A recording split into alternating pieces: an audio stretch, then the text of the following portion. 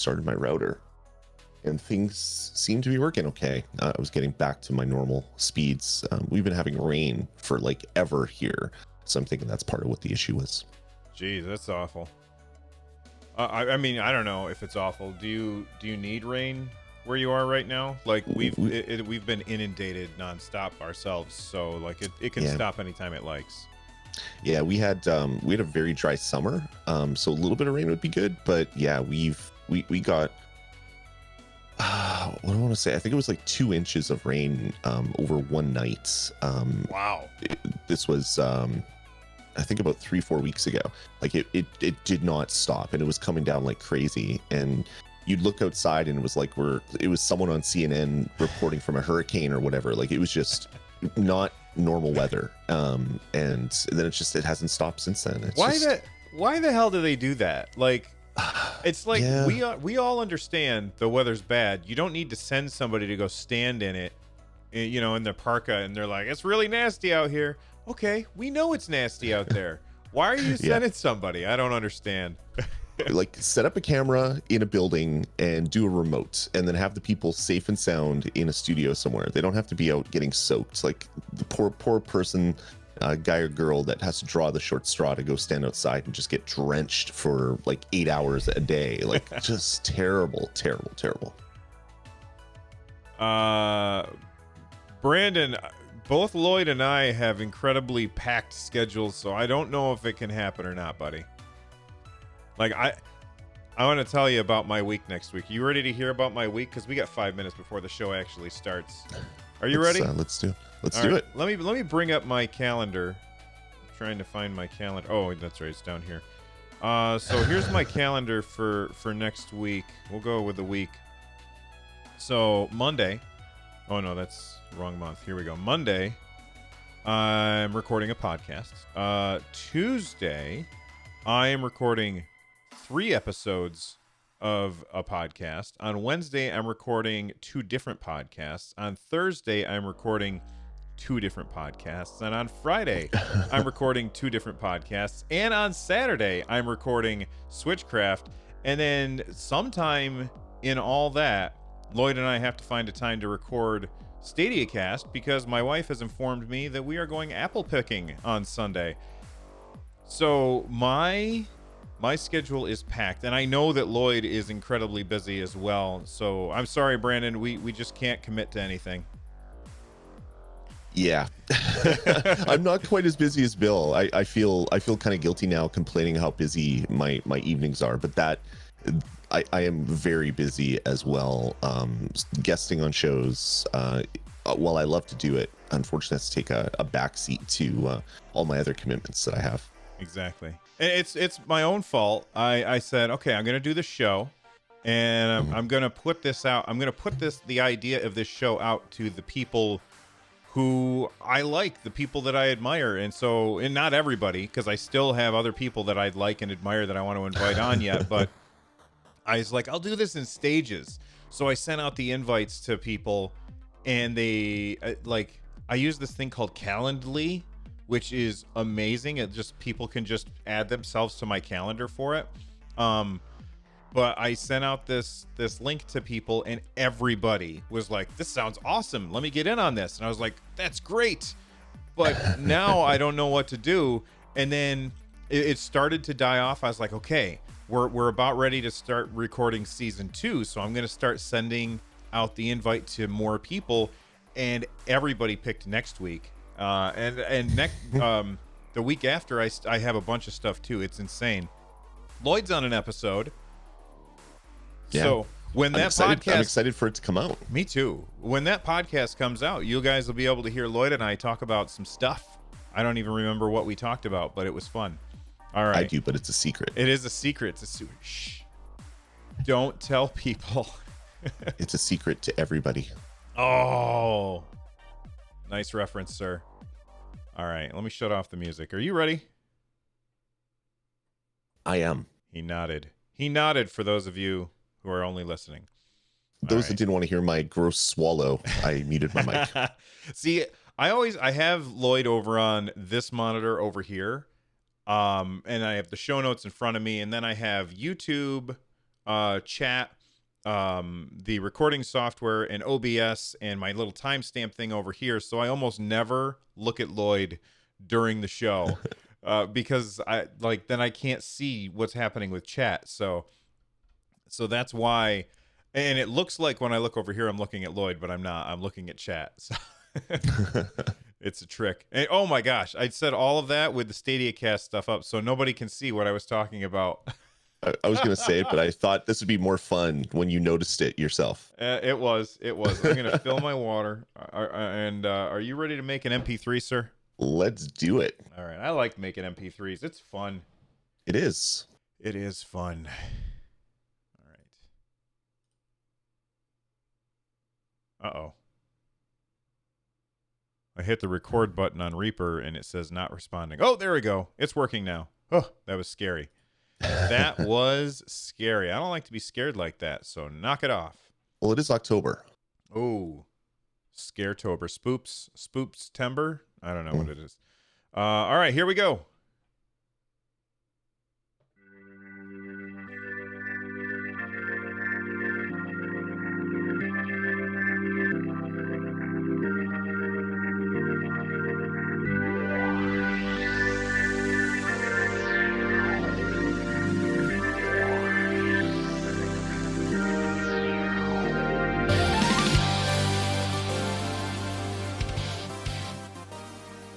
Welcome back, everyone, to Stadiacast, your source for all of the Stadia news that you are interested in. It is absolutely my pleasure to bring you Stadiacast every week. Well, almost every week. We missed last week because, things. I'm Bill. That's Lloyd. What's going on, Lloyd? Not much, man. I'm so happy to be talking about Stadia. We're close to launch. Well, not close, but we're closer to launch than we have been. And I am just incredibly excited about what is coming, and also excited about what we're going to be talking about this week. That's right. Before we get started, we do record the show live Sunday mornings, 10 a.m. Eastern, over at youtube.com/Stadiacast. I want to thank all of the people who show up to the live streamings and hang out with us. You guys are amazing. If you could all do us a favor and click on that like button, it would really, really help us. It is amazing, the support that we've gotten so far, so thank you very much. If you want to directly support Stadiacast, you can head over to anchor.fm/Stadiacast and click the Support This Podcast link. And for as little as $1, you can help us create future episodes of Stadiacast. Or we've got some exciting-ish news. We can finally be monetized here on YouTube. So that means if you're here as part of the live stream and you want to get our attention, then you can use the Super Chats function as well. And I'm sure at some point in the future, we will also be able to get membership buttons here on YouTube. So that's awesome. And there's no way that would have happened if it weren't for all of you coming out and watching all these shows. And it's insane how quickly the show has grown. I mean, it kind of blows me away, right, Lloyd? Yeah, it has been absolutely ridiculous. The fact that we get so many people that come out here, chat with us while we're doing live, support the show, download the show, do all that stuff. It's been humbling, and it's been a really great experience. Absolutely. All right, we didn't come here to talk about us. We came here to talk about Stadia and all the Stadia news. Let's start with, honestly, I thought we had everything in place for the show, and then this bombshell dropped. This was tweeted out by Stadia, and sure enough, it was, well, I mean, it was expected, but also exciting, and that is Saddle Up Red Dead Redemption 2 is officially coming to Stadia at launch. Lloyd, have you played this game? I have not. I can't remember what came out went around the same time that Red Dead 2 came out, and for some reason I never picked it up. And I was like, I'm going to get it when it's on sale. I'll pick it up and play during those slow periods, which we just haven't had in the last year. It's just been insane for game releases. So I'm actually really looking forward to jumping in for the first time and playing it without having to have a console in front of me. I can play it on Stadia, play it on my phone, play it on my laptop, play it on my desktop and my TV. It's going to be pretty fantastic. I've heard nothing but amazing things about this game. I am not a fan of Rockstar. Not like the way they do business or anything. Although I've heard bad things about the way that they do crunch mode and stuff. But for me, the Rockstar games, I always hate the way that they control. So I personally am not excited for this. But I know that there are a lot of people out there who love Rockstar games. And now there's a lot of people out there who love Rockstar games and don't have to spend 500. Well, okay, let's be fair. We'll say somewhere between $300 and $500 on an expensive console in order to appreciate this version of the West. And I've heard that the story in this game is amazing. I heard the story in the first one. Well, isn't this the third one? Kind of. Yeah, because Red Dead, wasn't that like kind of a sequel? I think it was a prequel. Like Red Dead, I think it was Red Dead something else. And then Red Dead Redemption was a prequel, and then this is a sequel to the prequel. Red Dead Revolver. Yeah, that's right. So I don't know. I think it's I'm not up on the story for this game, but I've heard that the story is amazing. I've heard that the voice acting is amazing. I've heard that the graphics are amazing and the things that happen are amazing. But to me, I don't like the way Rockstar controls their games, so I probably am going to pass on it. Sure. But I love that this is out there for everybody who is excited for this game, because I've heard nothing but good things. Yeah, exactly. I mean, people have been begging for a PC port for a while. So the ability to do it on Google Stadia just seems like a perfect fit, because Rockstar likes to make a splash when they bring their games to a new platform.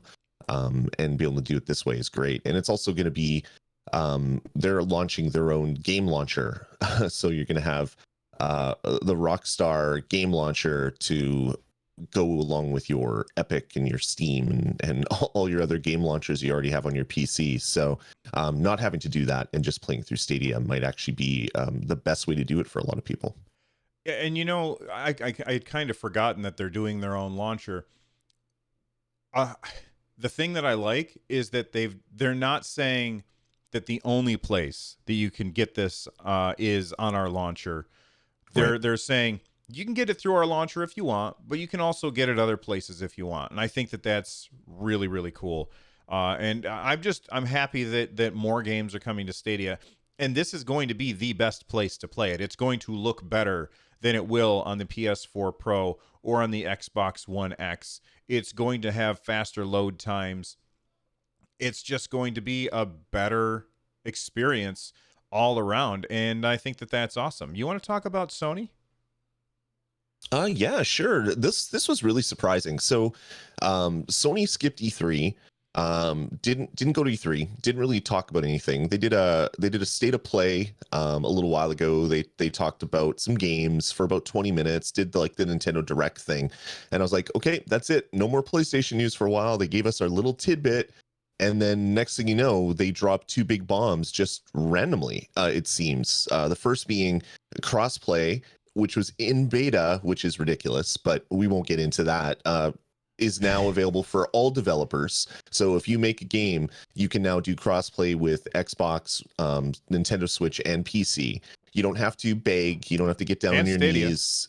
And Stadia. You don't have to beg anybody at Sony to allow you to do crossplay, which is ridiculous. But anyway, that's going to be a good thing. So crossplay is there, and then they also made some changes to the streaming service PlayStation Now. They basically cut the price in half. They're re-promoting the service, which is good. I've used PlayStation Now before. It was okay, but now if you're using it, there's a lot of PlayStation 4 games. There's a lot of other content included in it. So it was just all this weird content that they just throw out, and you got to know that the reason why this is happening now is because of Google Stadia. We got a competing streaming service coming out, and Sony's like, okay, we gotta get on people's good graces. So let's do this cross play thing, and then let's cut the price of their streaming service. With the one caveat is they said crossplay is available on PlayStation 4. They never said that it's going to be going forward. So who knows if they're going to be crazy with PlayStation 5. Okay, I'm telling you right now. So I didn't see that part. where they said it was only PlayStation. It's got to be for PlayStation 5 as well, right? Like, there's no It way has that they to can go be. back.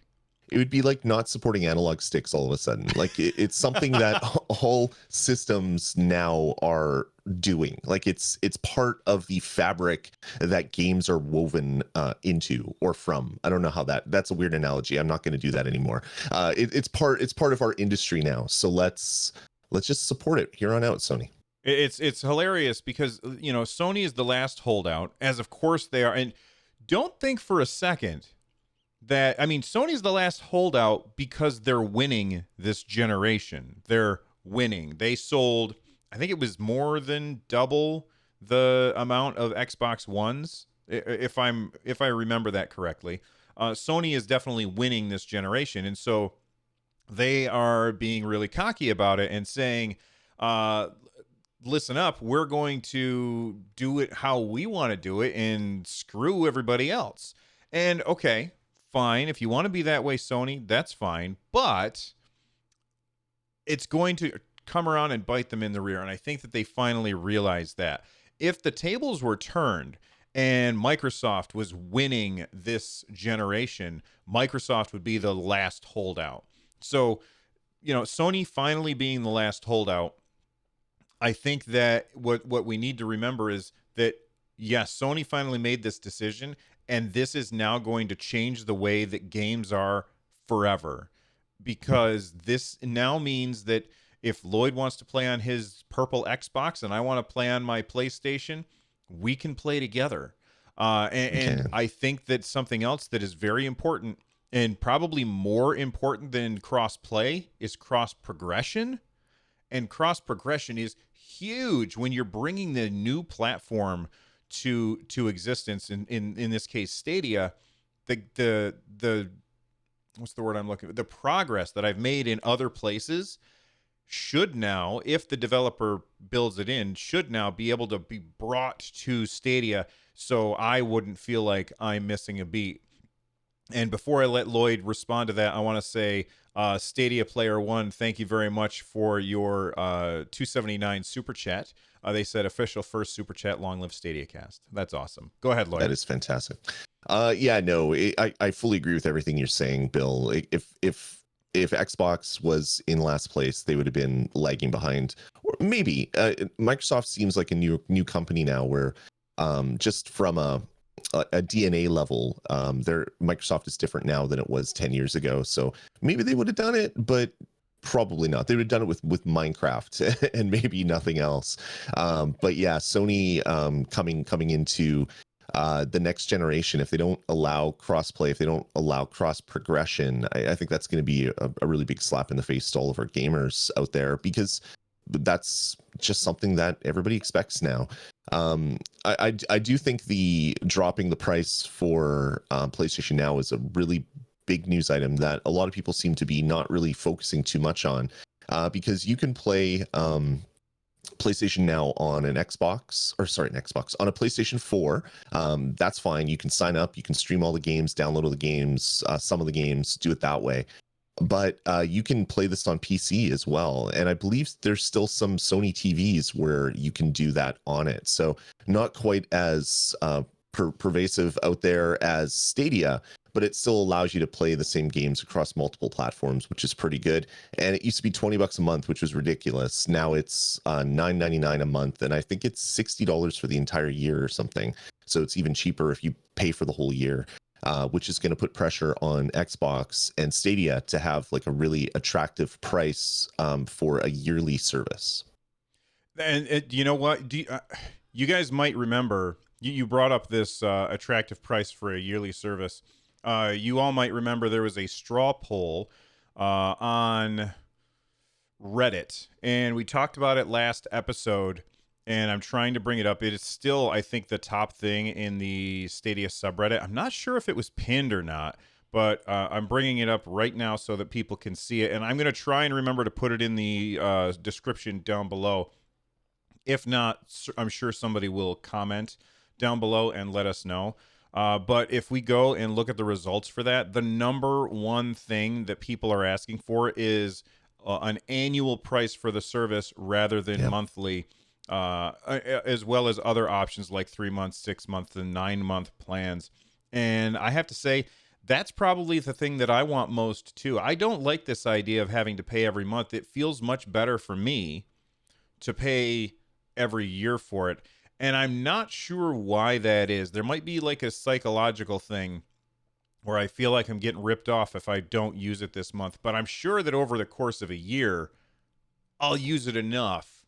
But over the course of a month, if I paid for it this month and I don't use the features enough, then I'm going to be like, oh man.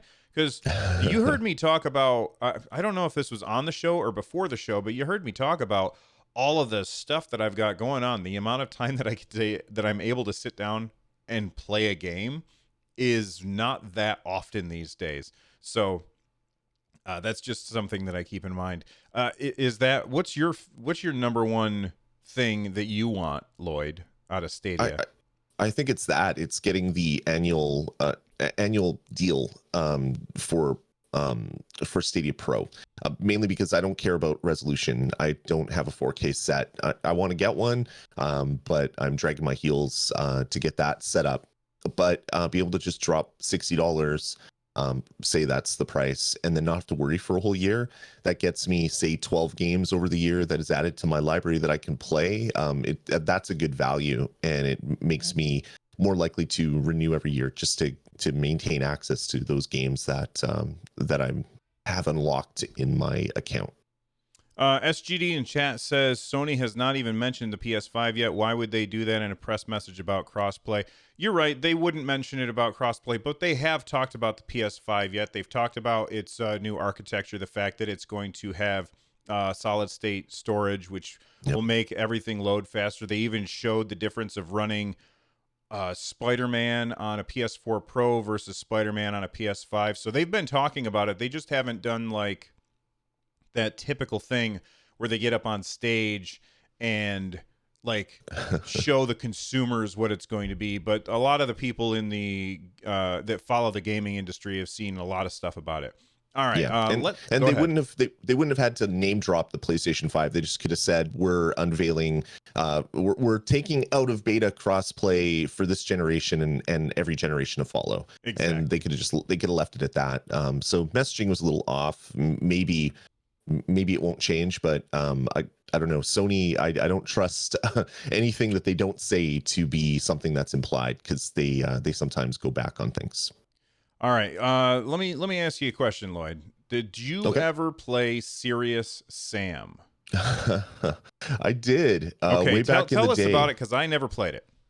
So Serious Sam was kind of if you take like kind of the era's shooters at the time, like a Doom or a Duke Nukem, it was like that's similar style first person shooter, except you're firing weird weapons and there's a billion enemies that are just in front of you. Like it was, you took everything about Duke Nukem and cranked it up to 11. That would be what Serious Sam was like. All right. So one of the developers on Serious Sam, who is one of the co-founders of Croteam, they recently left their development house, which they've been working at for 25 years, and they are joining Google Stadia. How do you feel about that, Lloyd? It's kind of funny, like, not to say anything bad about Croteam, but I didn't realize that they were still around, because it's been a while. I'm looking at I looked at their Wikipedia to see what else they've been working on, and they've done other things other than Serious Sam, but nothing that I've really played or wanted to play, except for maybe the Talos Principle, which came out in 2014. So that's an older game. So it's cool that they're still around, but it's also good to see that Stadia is bringing on board longtime game developers to help bolster, I'm assuming bolster their internal development resources. And Croteam, named that because it's from Croatia, is where that company came from. Well, not the id Software level of developers. They have been making games for 25 years, so it's good to see people with some chops get brought over. I'm really excited to see what first party stuff Google has going on. Like my perfect example is the Nintendo Switch. the Nintendo Switch, Nintendo controls the hardware, they control the software, and then when they develop their video games for this system, they know how to make it do what it needs to do the best. Link's Awakening aside, with its weird frame stuff, but most of the games that run on the Switch, the Nintendo ones run the best because they know the hardware in and out. And it's going to be the same for Stadia. Stadia is like the Stadia development team led by Jade Raymond. Unless she's just leading part of the Stadia team, I really don't know how the hierarchy is there. But the Stadia development team, they're going to be the ones that are doing stuff that nobody has thought of before. And I am very, very excited for that. And I'm excited that they are bringing in people who have mountains of experience making games and bringing them in to bring them to a team that has the people who know exactly how they can make this incredibly unique, and at the same time bring the chops from the old stuff in as well. I think that's really awesome. Exactly. Technomaniac in the chat room says something I wasn't aware of. Croteam was making a lot of their games on Vulkan, and they also contributed a lot of stuff back to Vulkan source. So he's more of a behind the scenes kind of a tech person, tech lead on implementing the Vulkan API into their SDKs that they're giving developers. Now, there's going to be a lot of people who listen to the show who maybe they didn't listen to the episode where we kind of talked about this, but can you give them, as our technical nerd, can you give them the rundown of what exactly Vulkan is? So Vulkan is just a kind of a low overhead graphics API. So it's a very high speed, low overhead graphics API that a lot of developers use when they're making games. So think of DirectX on PC, stuff like that. That's what Vulkan is. It's a competition to what DirectX is. Awesome. There you go. Now you know. No one's half the battle. Go Joe. Let's hit one more story, and then we'll take a break and hit crowd play after that. Teddy Keefe of Google is now set up to be actually pretty early on. He's going to be talking about Stadia at EGX. EGX is basically London's version of E3. We get a lot of these each year. A friend of mine, Richard, goes to EGX every year, and he absolutely loves it. Of course, it's in London, so I can't go. If you are watching this and you're in London, then make sure you go and you see exactly what it is that what's his name again? Keefe, I think. Yeah, Teddy Keefe is going to say. But he will be so in the morning they'll have registration, then introduction, and Google Stadia is the very first thing that they will be talking about. That is going to happen on the 17th, October 17th. So in a couple of weeks, he's going to be there. And I'm sure that Lloyd and I will find out what exactly that he talked about there. Don't expect it to be like... It's not going to be a bunch of game announcements, I don't think. I think that this will be more... Because I feel like game announcements they would save for a Connect. Right. I think that this is going to be more along the lines of trying to, convince gamers, hey, come try out our stuff. I'm sure that they're going to have a booth there like they did at PAX West, like they did at Gamescom. And I'm sure that they'll also have a booth at EGX. I couldn't remember the name of it. I'm sure that they'll have a booth there. And he'll be up there as one of the first people to talk, and I'm sure he'll say, and stop by our booth to try it out. But I am interested in what he has to say, although I don't expect it to be huge revelations like we would get in a Connect. Lloyd? Yeah, I agree. This is more investment, game partnerships. It's that type of audience. So you're going to want, as an indie developer, to go there and see what other companies are doing, see how you can better position yourself and your game to succeed in the market. And that's kind of what that event is all about. So he's probably going to talk about the way to bring your games to Stadia, and kind of the resources that Google can throw at you to get your game there. Probably that type of stuff. There's probably going to be very little consumer focused stuff that will come out of it. But who knows? Maybe he'll announce a couple game exclusives or something that'll be coming to Stadia, just to kind of drop it in just a short period before Stadia launches for everybody. You know, that's also true. And Techno Maniac in chat brings up a good point. Red Dead Redemption 2 is the first Stadia game that was announced to be for Stadia. Actually, no, it wasn't. I'm going to read what he said. Red Dead Redemption 2 is the first and now only game not announced by Google, but by a publisher developer. Wasn't the Avengers announced by Square Enix? Actually, Yeah. I don't think they even made an announcement. They just had it on a billboard up at a was it E3? Yeah, it was one of the huge hotels that gets, or I don't think it was a hotel one. I think it was the entrance to one of the E3, either West Hall or East Hall, whatever. That type of billboard, and yeah, it had Stadia logo right beside it. But I don't think they really talked about that at the Square Enix conference either. So it was thrown out there, but not really talked about. By the way, we just got some news about that game. That they're bringing in Ms. Marvel, and she looks really cool. I love. Go ahead. I love that character. I love the comics. I love everything about kind of that reboot of that character, and to have her in the game is going to bring a lot of kind of dyed-in-the-wool Marvel fans maybe back to wanting to play the game after it kind of looked very poor at E3. Not a lot of people liked what was coming out of that. And I'm one of those people. I'm not a dyed-in-the-wool Marvel fan. I mean, I like Marvel stuff. I watch all the movies. I don't read the comics. I used to play HeroClix, the little figure game, and yeah, I'm not like a rabid fan that knows all of the stuff.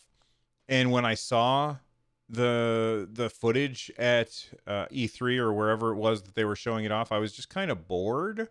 But now, I don't know why, but bringing in Kamala Khan, she looks really cool, and I like the way that she is portrayed, and I like that they showed like the actress with the mocap stuff on, talking about how she's doing all of the moves. I don't know. I just thought it looked cool, so I'm a little more interested now, and that's what they can do to keep me a little more interested, is keep introducing these new characters that I hadn't thought of.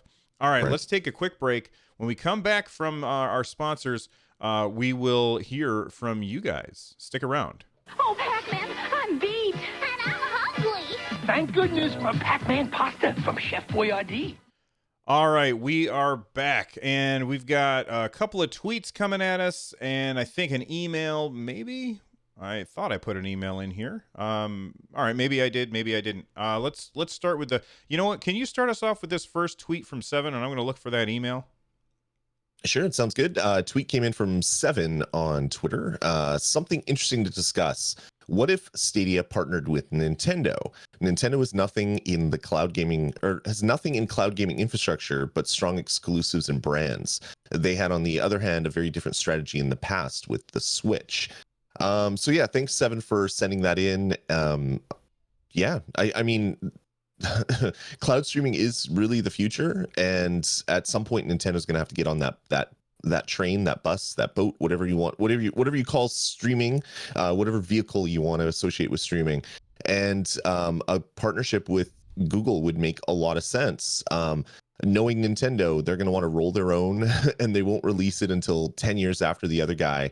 And it's going to be awesome. But if they could partner with something that currently exists, I think that would be great. And it would allow us to play our Nintendo games wherever we are. Right now, there are streaming games on the Nintendo Switch. Games like, I think, Resident Evil 7, and there's an MMO, Phantasy Star. Assassin's Creed as well. Phantasy Star Online 2, I think. They're all streaming games. I think that they're all limited to Japan, though, right? Yep, that's right. Right. And they're not, and it's not Nintendo's infrastructure that they're using. It's the developers themselves are using their own infrastructure. So I don't foresee Nintendo partnering with anybody. But what I do see is, as a possibility, is perhaps Google launching a game, and Nintendo would probably say, no, you can't have Stadia on here, but you can have this one game and have it be a streaming game, and maybe it's limited only to Japan for some reason. I don't know. The one thing that you have to remember is that I don't know. Nintendo likes to do things differently. And that's just the way Nintendo always has been. And there's a reason why they do it differently. And a lot of times it's why we heap praise upon them. And a lot of times it's why we also deride them. It's because they do things differently. It doesn't always work out the way that we want, though. All right. Exactly. I did have an email. This one is from Avery. They said, "Hey guys, I've been absolutely loving the show since episode 1. They actually sent this a while ago, and I hadn't been able to get to it. Going to write quite a bit here. Feel free to trim as you need. They said, I wanted to write and get your thoughts about what will really fulfill the promise of Stadia is role-playing games. Back in the day, the original Xbox had a game called Fable, where the conceit was that every action and every decision you made would radically change the world around you. Of course, this only amounted to your character glowing or growing horns, and largely the world didn't care what you did. Elder Scrolls innovated with NPCs that live their own lives. I can't wait to see the first RPG built for and exclusive to Google Stadia. Being able to leverage the power of Google AI plus the processing power of one of their more powerful blades means very much we could have a world that is vibrant, immersive, and interactive in a way we've never seen before. Or perhaps, keep up the great work, Avery. Lloyd, you wanna start us off with that? Yeah, I mean, I love Fable. Fable was a fantastic title. And having a big RPG like that coming to Stadia would be amazing. I'm trying to rack my brain to see what would make the RPG different on Stadia compared to other consoles, and maybe something to do with one of the big things with Fable was planting an acorn and then coming back later and it was a full tree. Maybe they could do full simulations like that in the game world and have things change over a huge period of time in the game. It would be fantastic to play a game like that. The thing that I think I've talked about this on the show before is there was a GDC conference that they had Google Stadia people at, and they were talking about, and one of the things that they said is basically AI. You write AI for a thing, and then they have they basically have a cluster that is just filled with AI, like the cardboard box that was filled with the Halloween costume parts in the closet, and every year you pulled out that box and made your costume out of the various nonsense that was in there. So they would basically have this box of AI, and all of the different games could pull from that box, which means that over time that box could, they could even do it kind of like leave one, take one, where they keep, you can grab one out and use it, but you got to drop one in. And so that box keeps growing and growing and growing. And so you keep having more and more custom, or not custom, but more and more characters that all behave in a different way. And that would make the game seem a lot more immersive.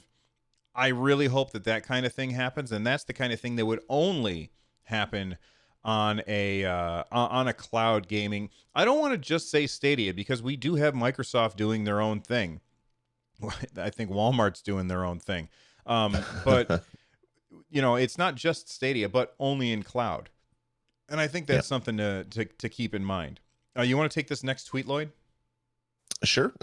Comes in from Anthony Telcott. Question for the podcast: as a streamer, what have other streaming platforms done that you think Stadia should learn from? What features do you consider a must for Stadia to have at launch? So thanks, Anthony, for sending that in. I don't really know what other platforms have done that Stadia should learn from, other than allowing for ways for the viewers to reward the people that are playing the game. So subscriptions and bits and sparks and all the other stuff that they're doing. That's really good. It develops a sense of community. It makes streamers more engaged to stream and bring their entertainment out to the masses. So as long as it includes something like that, that would be really great. Which Google already does if you are live streaming, just because we got a super chat from Stadia Player One. So that's a way of rewarding the streamers. And what features do I consider a must for Stadia to have at launch? I don't really know. Like, we don't know what their streaming service is going to look like. If it's just the game, that's going to be an issue. If it's the game plus an overlay, well, how are they going to get that overlay? How are they going to get my face to put up on the screen? So I think we need to know a little bit more about what their streaming service is going to look like. And then we can kind of put out our wants that way. And I talked to John Justice about this during our interview. Go back and listen to that episode if you want to know more. And he did say that they are working on something. I'm trying to remember exactly how he phrased it, but some way for us to have the overlays that we want outside of just doing it the traditional way that we have been with OBS, and you put your stream in there and everything. So that's something to keep in mind as well. The things that I think need to be in there, okay, maybe not need to. The things that I really like, I've been watching Mixer in the past month or so, and I really like the way it feels like I'm playing a game when I'm watching, because I'm gaining XP. Like my character who is watching this particular streamer is gaining XP in that channel, and I can spend that XP to do a cool animated thing that happens in chat. I think that that's cool. I think it's very fun and interactive. I like it a lot. I also like how both Twitch and Mixer have a way for people to subscribe to the streamer for free, essentially. So with Mixer, you can do it by having a Game Pass. Included in your Game Pass is a free Mixer subscription to one streamer of your choice.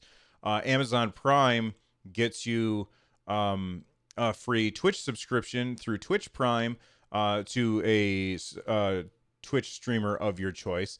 I absolutely think that YouTube Premium and YouTube Music and Stadia should like partner up and make it so that if you are subscribed to YouTube Premium, like I am, because I have YouTube Premium and I use YouTube Music, I should get a free subscription, which I will, of course, subscribe to Lloyd. Like, I would subscribe to Lloyd so that he could get a little extra cash, because it really does help, and it doesn't cost me anything extra because I'm already using the service. That's something that I think that they need to do.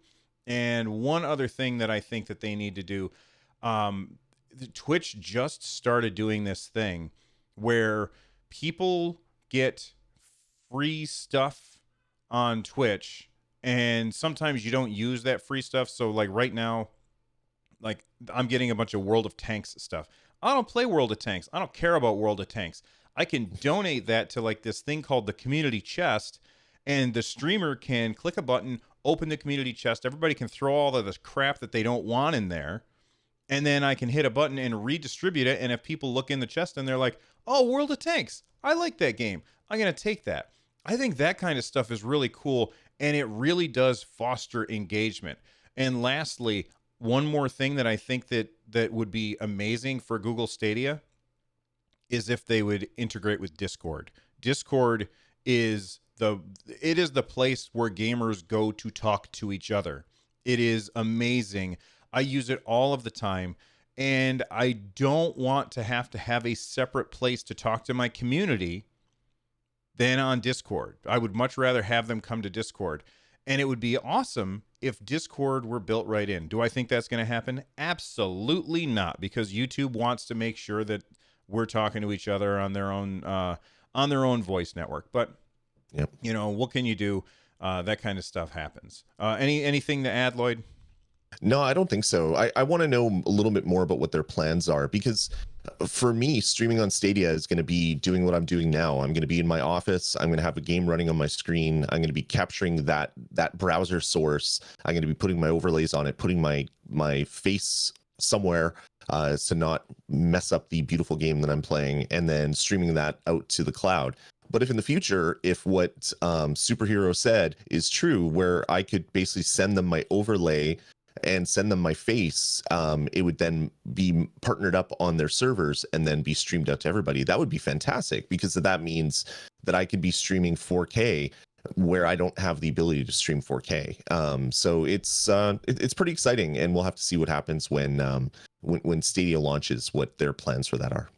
I also got an email from Eves, I'm going to say is how you pronounce it. And if I've said your name wrong, then please feel free to correct me. But Eves says, hey, I've really enjoyed listening to your podcast over the last few weeks. You've talked a couple of times about the mods ability. How could it be possible? I'm kind of surprised no one gave the example of how GeForce Now implements this in World of Warcraft. In GeForce Now, there's the possibility to launch the game normal of add-on mode. I'm not sure what that sentence means. Then they say, well, the option was there, but it's been temporarily removed, apparently. The add-on version launches Twitch instead of the game. In Twitch, you can then install all the mods you like, and it works flawlessly. Just wanted to put this out there. And I understand that. I get what you're saying, but I don't think that you're going to be using something like... I think that Stadia is going to bake them in so that you can just go to a tab and say, these are the mods that I want to have activated when I launch my game. What do you think, Lloyd? Yeah, I think that would be the only safe way for Google to do it. No company is going to have user created code running on their servers. They'll allow developers that are going through rigorous testing and going through the APIs to put code on their servers. But if I make an add-on to I don't know, put push pins on a map in the game that I'm playing, I'm not going to be able to upload it to Stadia servers, because I could also include some code that is going to try to break Stadia and give me access to more than what I should. So yeah, I think it's all mods are going to be heavily scrutinized, and they're going to be sandboxed, and they're going to be running from within the cloud. You're not going to be able to choose them on your local machine and then upload them to the servers.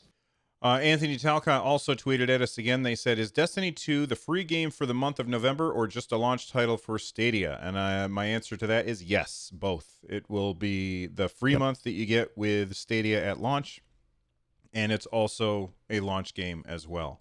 Exactly. This next story I thought was going to be all that we talked about this week, because it's kind of big, but you know, PlayStation and Red Dead Redemption kind of trumped it.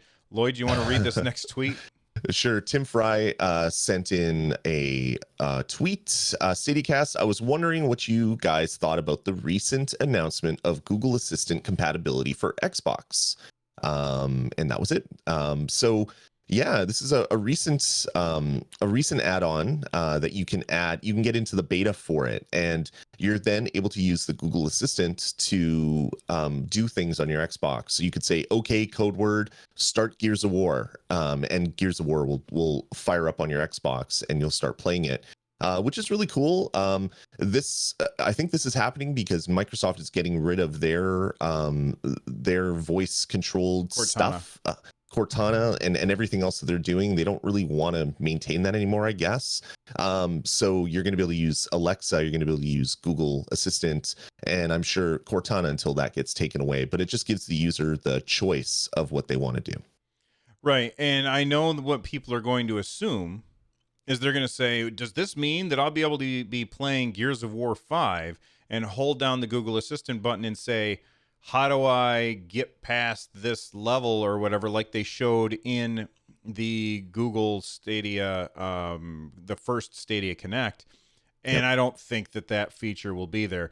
This is basically turning... I can't reach over and grab mine. I got a Google thing over there. This is just basically turning your Xbox into a Google Assistant in the same way that a regular Google Assistant can do things like turn on the lights in your house, or... You know, so I can say, "Hey Google, set the lights to blue," and you know, I can do all of these different things with it, but it's not going to have the same Stadia features. Yeah. Exactly. You'll be able to start a game. You'll be able to turn your console on and off. You'll be able to record a video, pause videos, play videos if you're watching movies on it. Basic things. If you have an Alexa or a Google Home somewhere in your house, you can just yell at it and do that stuff. Otherwise, you have to use the app on your phone or whatever. But it's really cool that they're allowing third party I don't know, voice assistants to have access to do stuff on the Google or to do stuff on the Xbox. I've been Google on my brain.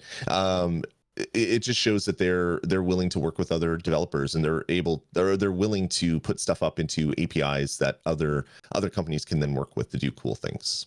Right. Exactly. And now my only hope is that someday Apple will let me have the Google Assistant on my phone as well, because Siri is terrible. All right. So I think that's it. Is there any comments that popped up throughout the show that jumped out at you? Lloyd's the one that reads chat while we're doing this, because I'm doing too much other stuff. There's a really great comment from Stadia Player One. Thanks, Bill. My Google Home replied to you and stopped casting on my TV. Oh, no! Because you said the code word out loud. That's why I said code word, because I know that was going to happen. Oh, I forgot. Oh, that's fantastic. So another comment from Super Nintendad. It'll be fun seeing that Stadia logo all over all the trailers, and all over all the trailers at Game Awards and E3 next year. And yeah, it is going to be fantastic. We're going to get now available on PS4, Xbox, and Stadia, and it's just going to be just part of the trailer. And I'm really looking forward to that as well. I see a lot of people. Okay, so I see Soundwave One says that Google's Stadia data center is basically SLI on steroids, and then Sanjay Siam, sorry about your name, dude. I didn't mean to mess it up. They said, how good is SLI support on newer games? Okay, so SLI is when you have two graphics cards and they can work together in order to accomplish the task. They pretend that they're one graphics card. And a lot of times games the developers don't put a lot of energy or effort into making sure that works really well, because the number of people who would benefit from that are such a small amount. You look at the PC market, that's a small amount of people compared to consoles. And then the PC market who uses high-end stuff is an even smaller amount. And then a fraction of that amount has two expensive graphics cards that they can use. So it doesn't really make a lot of sense for game developers to put a lot of effort into supporting SLI. However, when you are working on Stadia, every single customer will have the advantage of using elastic computing. Every single customer will have the exact same hardware. And so it makes it so much easier for the developers to plan for that. And I see a lot of people will say, well, the developers don't worry about SLI very much, so they're not going to worry about this elastic computing very much. They absolutely will, because it's something that everybody will have. And Bowser13 says, is it November yet? So ready for this. Thank you very much for the $5 super chat. Go ahead, Lloyd. That's awesome. To answer that, no, it's not November yet. But back to the SLI. Yeah, SLI was weird because developers individually had to support it. If Stadia from an API level doesn't require developers to really support it, just say that their game needs X and the Stadia Blades will just figure it out, then that won't be an issue. If it just presents itself to the game as one huge GPU that is 20 teraflops instead of one GPU that is 10 teraflops, developers can then just write their game and the back-end code will just figure it out. Like the kind of hardware level code that is managing the way things run on these blades will just figure it out. I don't know anything about this. I haven't seen any of the developer documentation, and it would be way over my head because I'm not a big 3D games programmer at all to know kind of what that stuff is. But if they've done the right work behind the scenes, potentially developers don't even have to think about it. The system itself will just figure it out and work. And if that's the case, then potentially every game can support elastic computing because they don't even have to think about it. They just throw out their game and it will just run. And that's the really exciting thing for me as a gamer on Stadia, is that games will keep getting better, and there is no upper tier. There's no hard cutoff when games can look this good and you have to wait till the next generation to look better, because they can just keep throwing more resources at it. And then when they can't throw any more resources at it, Stadia Blades 2.0 will come out, and they'll just start inserting those into data centers all over the world. And then all of a sudden, games can start running on that hardware, and it's just going to keep looking better. It's pretty fantastic, and I'm really excited for that. You know, you bring this up about the fact that they can keep upgrading things in the background and keep giving us better and better hardware, and we don't have to go out and buy that hardware, which is amazing. Yeah. And it reminded me of this ridiculously well done Reddit post. Edge Magazine posted the future of interactive entertainment, and it said, Google Stadia, is this your next console? And somebody photoshopped it, and my God, they photoshopped it really, really well. So it says, is this your, and then they crossed out next and said last console. And I was like, oh my God, that is so brilliant. And I can't even tell, like, they did such a good job on this. Whoever did this is really, really good with Photoshop, because this is not what it looks like. It actually looks like they cut out the words and moved them up, and I can't find the original. It doesn't matter. It's really good. And that's the thing, is this could be our last console, because the console lives in the cloud and we don't have to keep buying it over and over. Does that mean that I'm not going to buy the next Nintendo system? No, I'm going to buy the next Nintendo system. But it might mean that I might not buy the next Xbox or the next PlayStation. I probably will this generation, but the generation after that, I don't know that I will, because it really depends on how well Google sticks the landing. If they land and then fall on their face, and then that's going to take cloud gaming and push it out at least a decade. If they land and they stick the landing, that means it's here and it's ready, and the other console manufacturers are going to have to sit up and take notice. Obviously, Microsoft already is. It seems like Sony is responding to the cloud gaming future. Nintendo obviously does their own thing because Nintendo. But I think that, yeah, this might be our last console. We'll see. Yeah, it's very possible that for a large portion of the gamer population, that this might be their last console, the current generation console they have under their TV, because the way things are moving, streaming everything is going to be a lot easier for a lot of people out there. Brandon Harmon in chat says, if Stadia buys Sony, then PS Now will come to Stadia. I see these kinds of arguments a lot. Like, people are always like, Apple should buy Nintendo and this company should buy that company. We do not want that. That would be a bad thing. We don't want to have less people making stuff. We want more people to make stuff, because then they have to compete with each other. And if they have to compete with each other, then we're going to get better products for us.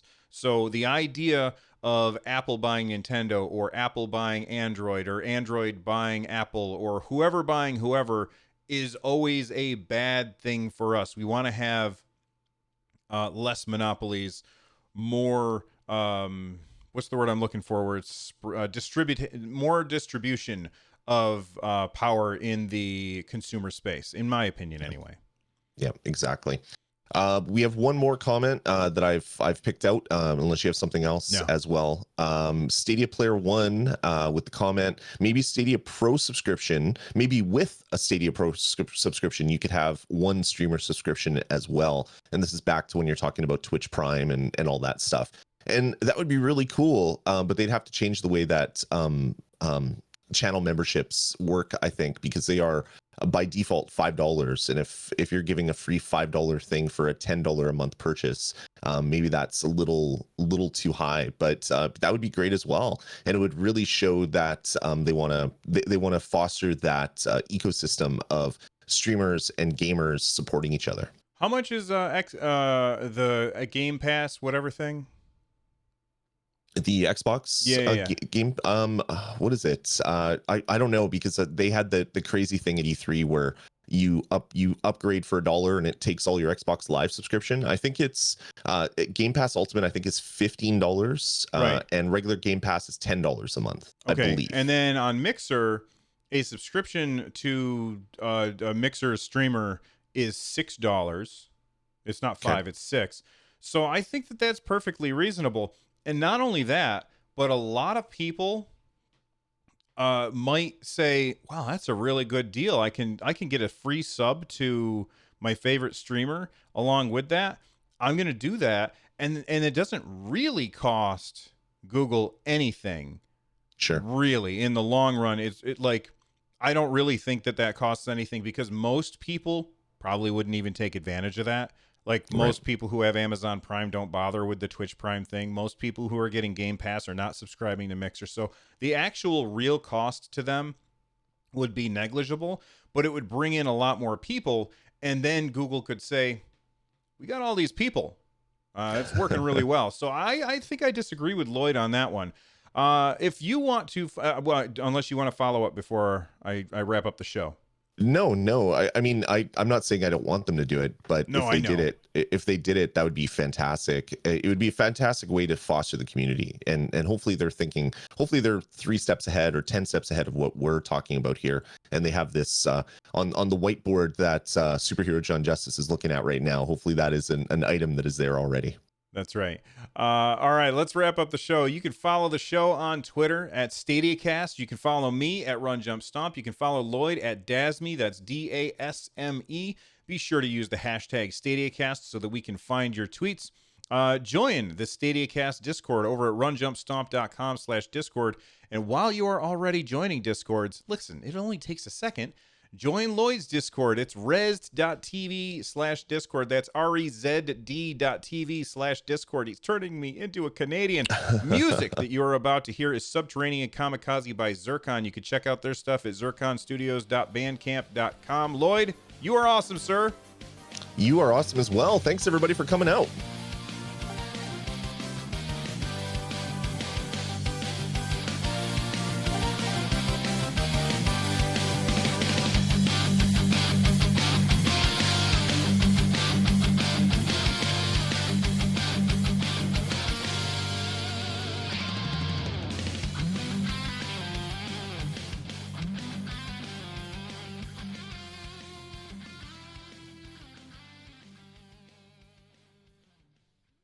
All right. If you haven't already hit the like button, hit that like button and help us out. It really, really does help.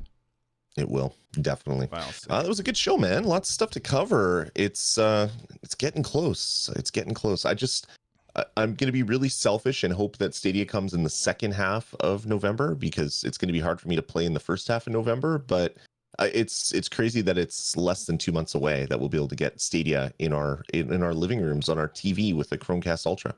Yeah, I agree. So Regor Snas asks, I don't know about your name, buddy. I'm sorry. They said, when will the VOD be up? I think technically it's up now. You can rewind to the beginning. We have this thing called DVR when you stream on YouTube. And so you can grab the little thing and rewind all the way back to the beginning of the show. This is something that I've done when I watched people on YouTube. Is I get up to go use the bathroom or go grab a sandwich or something, and when I come back, I pause it before I leave, and then when I come back, I put it in I change the speed at which it plays back, so it's like 1.15, and I watch it in fast forward speed until I get caught up to where now I'm live again.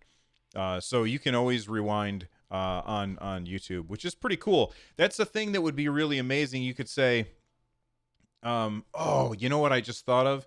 Here's something that YouTube, or that Stadia needs, is they need markers. So Yes. like when you're streaming is something markers and clips, they need it so that when you are streaming, somebody can say, oh, that was a very funny moment, click, and then it's highlighted for you so that you can find it, because that's a really good way to what's the word that I'm looking for, virally share your show out. You know what I mean? Yep, definitely. Florian Zoll says, I think Stadia will launch on November 5th. There are several points that plead to that date. Wasn't there, isn't that the launch date of Red Dead Redemption 2 on PC? I don't know. RDR2 PC launch dates.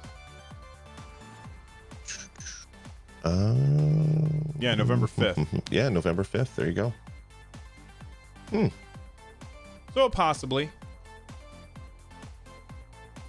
for sure. There's reactors saying, I think Google announced some sort of emulation for legacy games so that they can build a back catalog literally overnight just by running PC games. That's a great idea. People are saying that, or Sanjay's saying that Stadia runs games on Linux, but yeah, if they emulate like with DOSBox and they run DOSBox and just emulate the games that way, that'd be really cool as well. And I know people are saying I want to play my whole Steam library on Stadia, and I don't think that will happen, but that would be really cool. And then developers can just bring their old games over pretty easily. that would be very, very cool. I don't know. I think we're going to be surprised. I really do. Yeah, I think this is going to be quite the launch, and I'm excited for it. Florian says that's a Tuesday, and that's always the day that Destiny 2 servers are restarted. Destiny 2 is the launch. Did you see that ridiculous Reddit post? No? Oh my God, it is the funniest thing. Like, I laughed reading it. It was brilliant. I'm going to find it real quick. It is one of the funniest things. Let's see, where is it? No. Oh my God, where is it? I hope it didn't get like downvoted or something, because it was just too hilarious.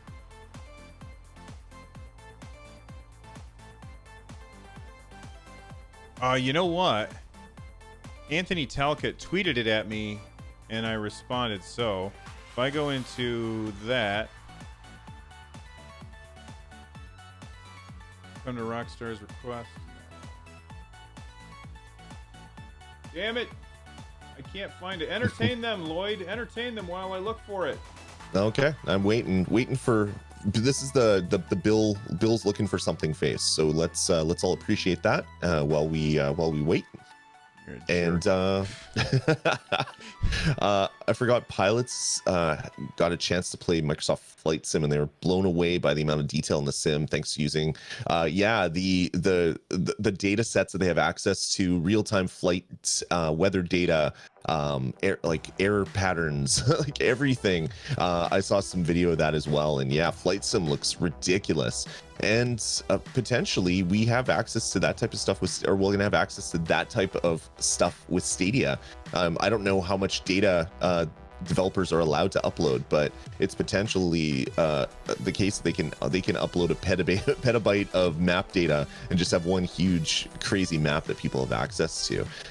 Yeah, it's really, really crazy. I'm excited to check out Flight Sim. I think that's going to be a really fun game. I loved it way back in the day, but yeah, I'd love to play that one again for sure. When I was a kid, we had Microsoft Flight Simulator on my brother's Atari ST, which was this, like, the oldest, like, oh God, I'm gonna have to find an Atari ST. You ever see one of those, Lloyd? Yeah, I have. Those things, it had like this giant on button over on the side. It was so weird looking. I'm trying to bring up an image. I can't find, by the way, that post. Oh, these aren't the Atari ST that I know of. The Atari ST that I know of had like this big round 80s button. It did not look like this, but we had the Atari ST and it had cartridges. It had a cartridge slot in the top. These look Yep. very different. All right. Well, that's two things that I've tried to find and I can't find, so I'm a failure and I should quit podcasting. Oh, fantastic. All right. What else? Yeah, can't see anything else here. All right. Well, I guess you guys are going to have to just wonder. It said something about like I figured out when the launch date of Stadia is, and then they talk about how dia means day, and then STA is the code for some airport in the middle of the United States, and I was like, this is just too funny. Oh, great. Yeah, I wonder if that person was serious. No, they were not. There's no way they were serious. It was too well done for them to be serious. Nice. All right. Lloyd has things to do. He has hats to wear. He has coffee to drink. I do. And I need to go get some coffee.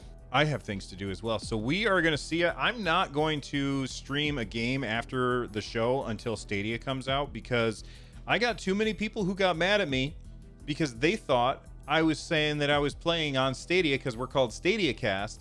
And so they'd show up and they'd be like, is this on Stadia? And I'm like, no. And then they'd be like, false advertising, mad. And I was like, okay, sorry, never mind. So I'm not going to be streaming until Stadia comes out. But, once Stadia comes out, I'm going to be doing some game streaming either here or at twitch.tv/RunJumpStomp. And I'm sure that you'll find Lloyd over at not twitch.tv, at youtube.com/RunJumpStomp. And you'll find Lloyd over at youtube.com/ResTV with that weird Z in the middle. Your branding is terrible, Lloyd. I'm sorry. It's really hard for people to find that, I'm sure. Not when you're Canadian. Not it's when easy. you're Canadian. That's true. It's easy. All right. So he's very Canadian-centric. All right. See you, Lloyd. See ya. Have a great rest of your day, folks. You too, man.